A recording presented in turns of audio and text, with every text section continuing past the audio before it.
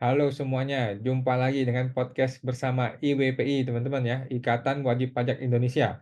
Bersama Sang Ketua Umum IWPI, Bapak Rinto Setiawan. Masih semangat nih Pak, apa kabar Pak Rinto? Ya, semangat Mas Awan. Hari ini saya putih, Bapak hitam nih ya, Iya. luar biasa. Oke teman-teman, kita mau bahas beberapa hal hari ini. Yang pertama adalah ada dugaan, teman-teman ya, ada dugaan bahwa DJP itu membuat ekspedisi sendiri atau mempunyai rekanan ekspedisi sendiri yang khusus melayani KPP tertentu, gitu. Jadi bukannya mengikuti aturan dari kantor pusat, di mana yang disetujui oleh pusat itu adalah kayak JNE, kantor pos dan sebagainya. Tetapi ada beberapa KPP kok dia punya ekspedisi sendiri atau dia hanya menunjuk satu ekspedisi sendiri. Nah, ini kita nggak tahu nih bagaimana ceritanya. Boleh dong, Pak Rinto spill, Pak. Bagaimana ceritanya nih, Pak? Ya, ini ceritanya ada anggota kita, Mas Awan yang di Malang, ini menerima surat, Mas. Bentar, ini saya menerima surat. Ini saya share screen dulu.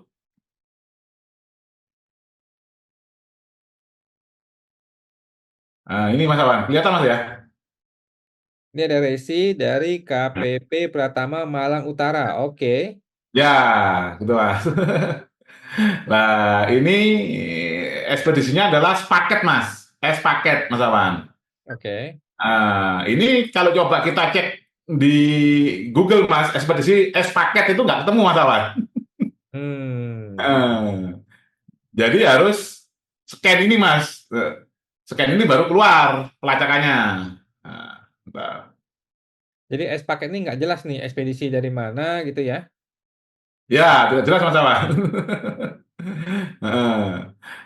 Nah, padahal kalau kita urut ke undang-undang, Mas Awan, undang-undang tentang pos, Mas Awan. Hmm. Jadi semua ekspedisi itu harusnya ini, Mas, apa harus sesuai dengan peraturan perundang-undangan, Mas, di bidang pos. Ini sebentar saya setting lagi. Ini kelihatan, Mas ya. Ini Ya. Undang-Undang Nomor 38 Tahun 2009. Kita lihat, Mas ya, Undang-Undang 38 2009 adalah tentang ini, Mas, Undang-Undang tentang pos. Itu, Mas. Undang-Undang tentang pos, Mas Awan. Nah, ini kita lihat di pasal 10, Mas. Pasal 10 mengatakan bahwa badan usaha sebagaimana dimaksud pasal 4 ayat 1 wajib mendapatkan izin penyelenggaraan pos dari menteri, Mas. Nah, dalam hal ini adalah menteri dari Menteri Kominfo, Mas, karena mempunyai Direktorat Jenderal Pos, Mas, Kominfo, Mas Awan. Ya. Nah, ini bentar saya tunjukkan kementeriannya ini, Mas. Ini, Mas. Kelihatan, Mas ya? Direktorat Jenderal Penyelenggaraan Pos dan Informatika Kementerian Komunikasi dan Informatika Republik Indonesia, Mas Awan. Ya. Nah, nah, ketentuan lebih lanjut mengenai persyaratan dan tata cara pemberian izin diatur dalam peraturan pemerintah. Ya, ini kita lihat peraturan pemerintahnya adalah PP nomor 15 tahun 2013, Mas Awan. Nah, ini, Mas. Penyelenggara pos melaksanakan layanan setelah mendapatkan izin penyelenggaraan pos dari menteri. Izin penyelenggaraan pos berlaku selama penyelenggara pos masih menjalankan kegiatan usaha. Nah, jadi terus kami cek, Mas, di ini, Mas, di Jen PPI, ini database-nya, Mas, sudah kami download. Nanti mungkin saya serahkan ada di upload di ini, Mas, di YouTube tadi. Nanti bisa di ini kan, Mas, ditayangkan di YouTube-nya, Mas ya, filenya ini. Nah, ini nggak ada, Mas. Kita searching Ctrl F paket, nggak, ini, Mas, nggak ada, Mas.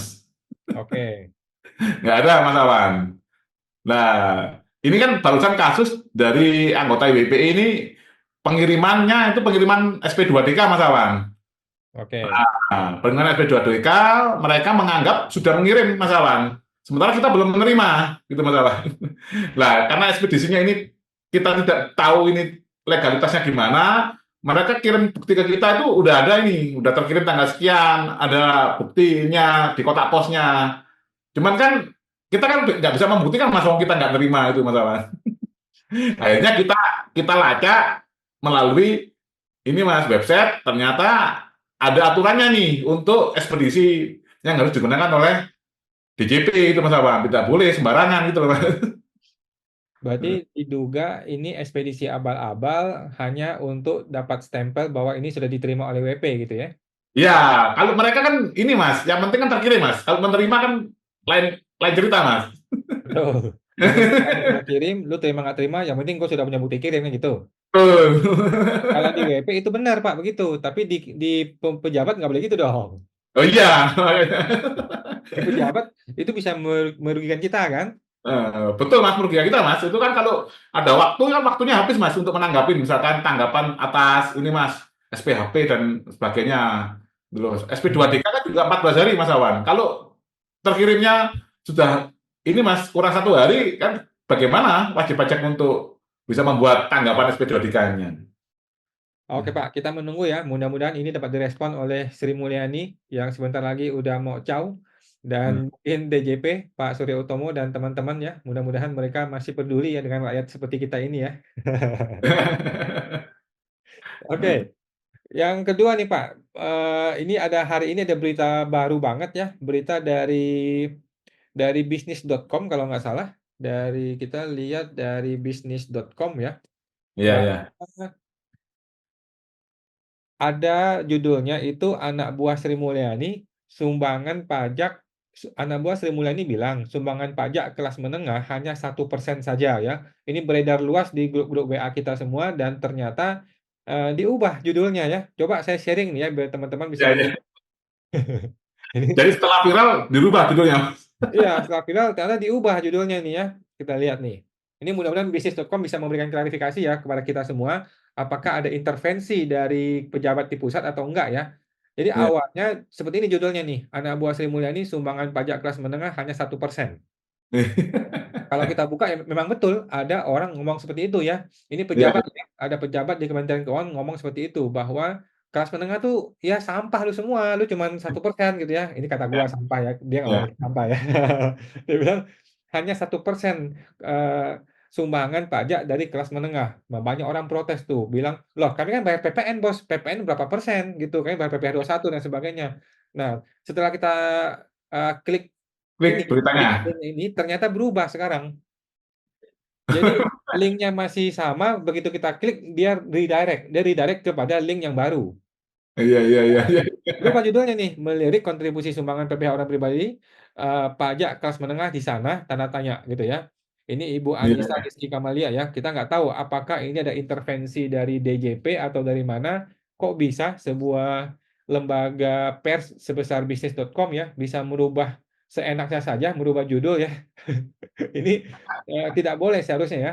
Sebuah pers tidak boleh mengubah judul yang sudah dia publish. Yang boleh dilakukan adalah membuat berita yang baru untuk mengklarifikasi berita Klarifikasi. lama, Betul, Mas. gitu loh. Karena orang bisa misinformasi gara-gara ini. Nah, sekarang bagaimana nih IWPI menanggapi ini, Pak? Apakah betul orang pribadi itu hanya 1% aja? Oh, ini Mas ya, yang sudut pandang saya gini Mas. Orang pribadi ini kan apa sangat sedikit pajak Mas ya. Nah, iya, sekalian aja kalau nggak usah bayar pajak aja gitu loh Mas. Dibebaskan aja. Jadi kalau Menurut 1% nilai kecil ya udah nggak usah bayar aja lah ya, gratis aja lah gitu ya. dibebaskan aja Mas daripada penarikannya juga ada kerja yang banyak kan. Kemenq. Terus yang kedua, apakah ini melegalisasi Mas? Kan saya dengar teman-teman pengusaha itu kan 1% orang di Indonesia ini menguasai 90% kekayaan, Mas. Ya. Atau ini juga bisa jadi legalisasi, legalisasi itu Mas. Ya memang yang paling kaya banget memang menguasai, memang kelas menengah ini ya perang dengan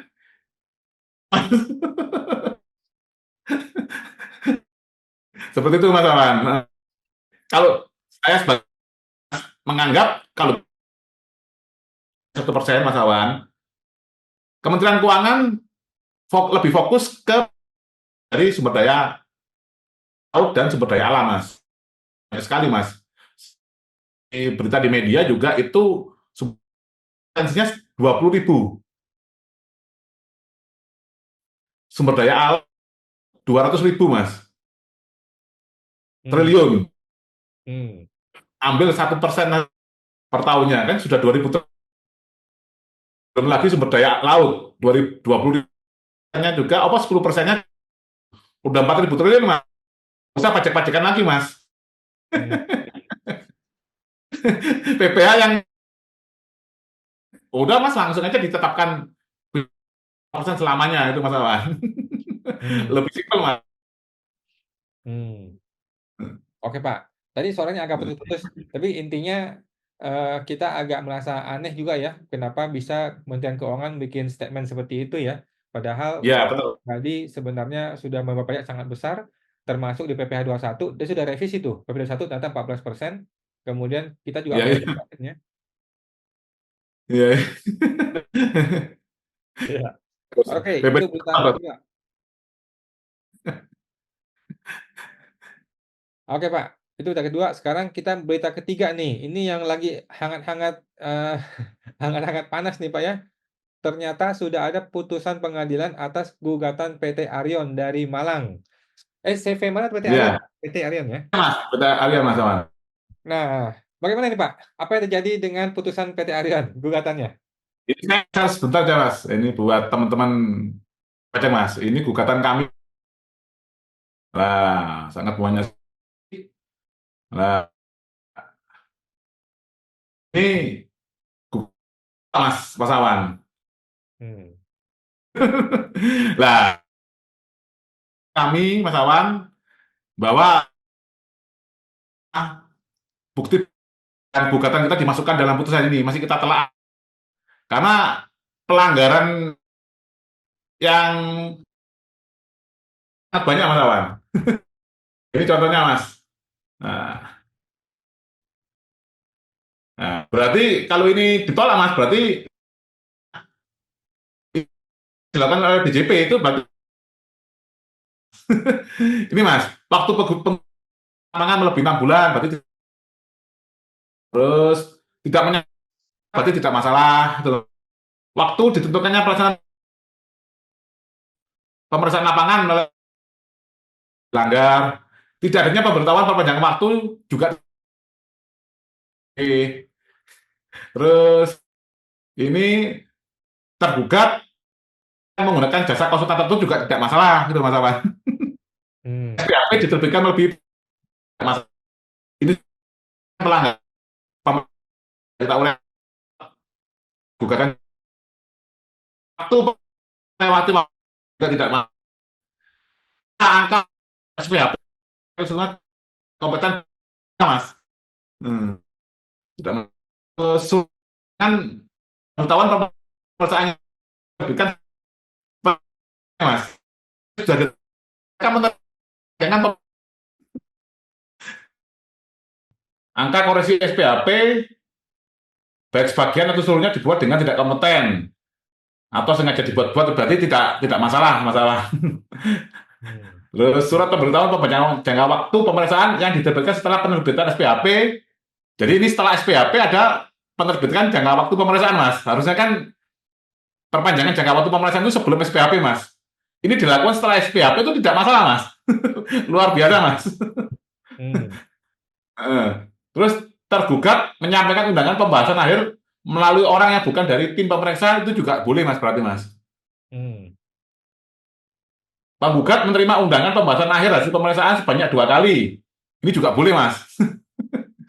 Oh. Penerbitan LHP melewati jangka waktu yang ditentukan peraturan perundang-undangan. Ini ada PMK, itu jadi tidak masalah. Pengembalian buku catatan dokumen dan melewati jangka waktu yang ditentukan peraturan perundang-undangan. Itu melewati jadi nggak masalah.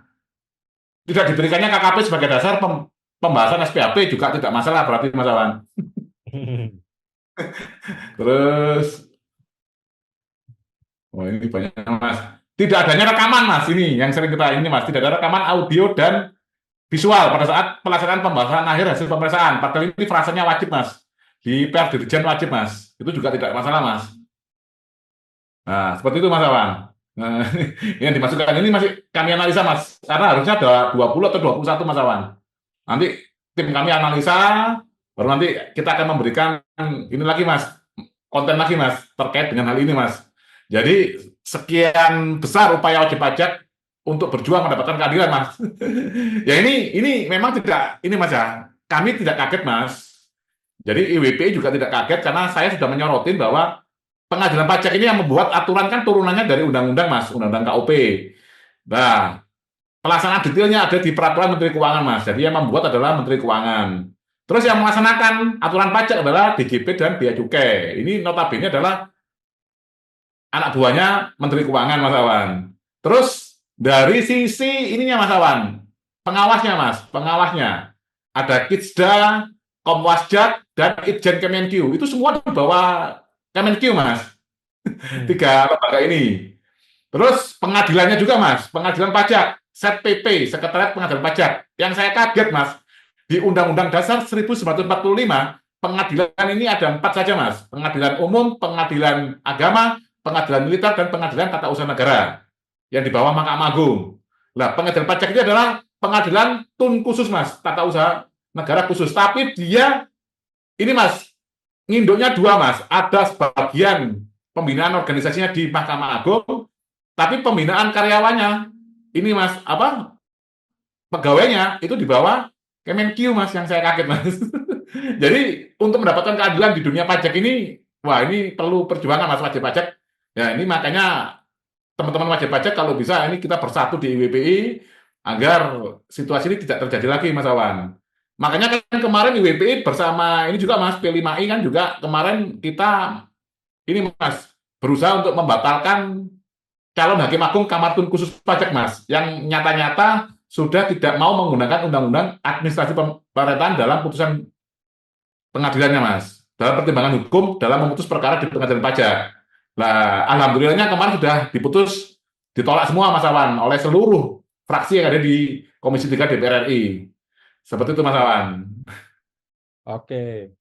Eh, jadi ini kita agak miris ya. Ini Hakim Pak Junaidi ya. Ya, akhirnya namanya Pak Junedi Eko Widodo, Mas Awan, yang kita permasalahkan bahwa memang mereka mengenal dengan tergugat, Mas. Jadi kita menduga ini sudah satu rangkaian oknum dari hulu ke hilir, dari pelaksana, pengawasan, membuat keputusan, persidangan sampai diputuskan itu satu grup ya, satu gerombongan ya. Ya, Mas. Makanya saat pemeriksaan, Mas, pemeriksa pajak pernah ngomong ke saya bahwa ini pemeriksa pajak ini namanya Pak Wisnu, Mas. Supervisornya mengatakan bahwa kalau tidak punya kenalan percuma memang mencari keadilan di pengadilan pajak gitu, Mas. Jadi memang pengadilan pajak itu dugaannya itu memang harus punya kenalan di sana, Mas. Oke. Sekuat apapun bukti kita tidak akan menjadi masalah, Mas. Hakim hanya menggunakan 418, Mas. Undang-undang pengadilan pajak gitu aja, Mas. Oke, siap. Jadi intinya kita harus bersabar menunggu menunggu Pak Prabowo nih bagaimana mau diketok kan nih hakim-hakim error nih. Oke. Nanti kita akan bikin konten Pak khusus untuk putusan PT Arion ini kita akan telaah satu persatu bagaimana detailnya ya. Oke, Ini sambil sekilas tadi, Mas, saya lihat sekilas cara permainannya, Mas Awan. Itu sekian banyak bukti kita, Mas, itu hanya ditaruh di kolom bukti, Mas, nggak dimasukkan di pertimbangan hukum, Mas. ya. Jadi bukti-bukti yang baru itu ditulis di bukti kan orang lain nggak bisa melihat, Mas. Sekarang kalau itu pun putusan diupload di SET-PP, Mas Awan nggak akan bisa menganalisa buktinya yang mana gitu, Mas. Hanya lihat yang ditulisan yang ada di putusan. Hmm. Ternyata permainannya seperti itu, Mas Awan. Mereka gini, Mas, sekian banyak bukti yang kita sampaikan di pengadilan, pastilah hakim akan kewalahan untuk membuat pertimbangannya. Ternyata memang nggak dimasukkan, Mas. Disusupkan di bukti, Mas. Hmm. Lah, masa kesimpulan kita membuat kesimpulan banyak gitu nggak dimasukkan di dalam ini, Mas. Apa risalah putusan pengadilannya, Mas? Dimasukkan di bukti. Kan kita uraikan satu-satu, Mas Awan. Contohnya tadi, Mas, ya, pelanggaran pertama jangka waktu pemeriksaan. Itu kita punya berapa alat bukti? Minimal kita itu dua, Mas. Ada yang tiga, Mas. Pertama, surat atau bukti. Hmm. Untuk surat. Yang kedua adalah keterangan ahli. Yang ketiga adalah pengakuan para pihak. Bahkan pihaknya lawan mengakui loh, Mas. Itu masih bisa menang, Mas. Ya. Oke, jadi sebagai besar tidak dipertimbangkan oleh hakim, tapi nanti kita akan detail Pak ya, kita akan cek satu persatu bagaimana bukti yang kita sampaikan, bagaimana bukti dari tergugat, dan bagaimana pertimbangan hakimnya, gitu. Ya. Kalau dia nggak pertimbangkan semuanya ya nggak usah jadi hakim aja deh, tukang tukang jagal aja, tukang tukang membuat keputusan aja gitu. Ya, ya. Oke, sip Pak, Nah, kita akan bahas lagi nanti detail satu persatu, dan semoga negara ini yang sudah tidak baik-baik saja bisa lebih baik ya ke depannya, kita berharap ya, itu. ya, semoga, Mas Awan, ke depan ini dengan presiden yang baru, Mas. Terutama penegakan hukumnya. Ya. Oke, Setuju? terima kasih Kak Bram? Rito. Sampai jumpa lagi, Pak. Ya, sampai jumpa, Mas. Ya.